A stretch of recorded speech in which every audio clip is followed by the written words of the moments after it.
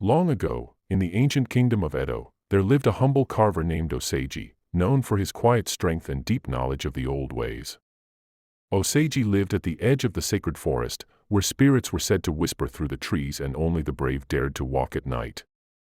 One evening, while gathering rare wood for carving, Oseiji stumbled upon an ancient, half-buried object glowing faintly in the earth. It was a staff, carved with symbols of the sun and moon, wrapped in woven gold threads.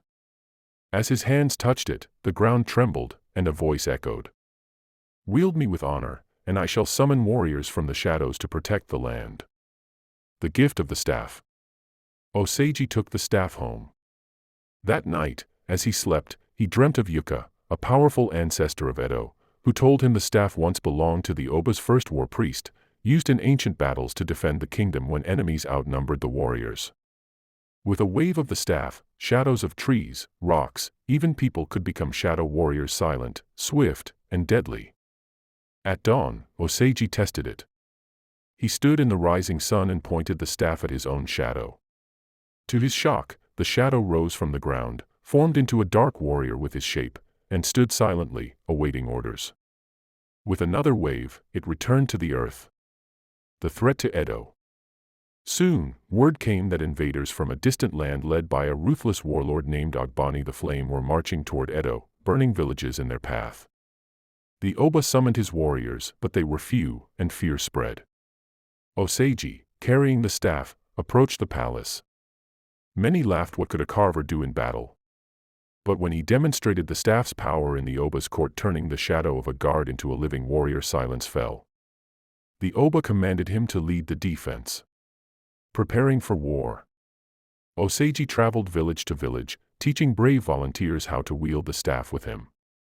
As the sun set each day, he turned their shadows into soldiers, doubling the strength of Edo's defenders. They trained in silence, with the shadows moving in perfect unison. At night, Oseiji would speak to the staff. It warned him, "If used for greed or bloodlust, I shall shatter." Oseiji vowed to fight only to protect the innocent, not to conquer. The Battle of Midnight Plain. On the wide plains outside Edo, Ogbani's army arrived.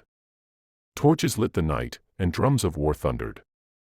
Oseiji stood before the enemy, staff in hand. As moonlight fell, he raised the staff high, and from behind every warrior, from behind trees, stones, huts, even the Oba's palace, shadows surged forth as dark warriors. The battlefield was filled with an army of light and shadow.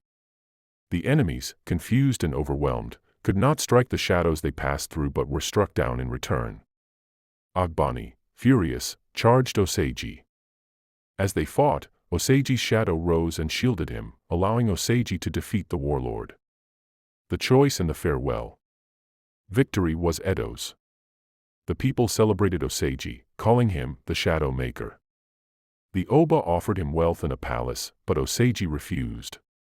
He returned the staff to the sacred forest, where it vanished into the earth. Before it disappeared, the staff spoke one last time. "When Edo's heart is pure and shadows rise again in need, I shall return." Oseiji lived simply to the end of his days, remembered forever in stories. Even now, in the forests of Edo, some say on moonlit nights, shadows still move without their owners, guarding the land in silence. Moral: true power lies not in destruction, but in protecting others with wisdom, humility, and honor.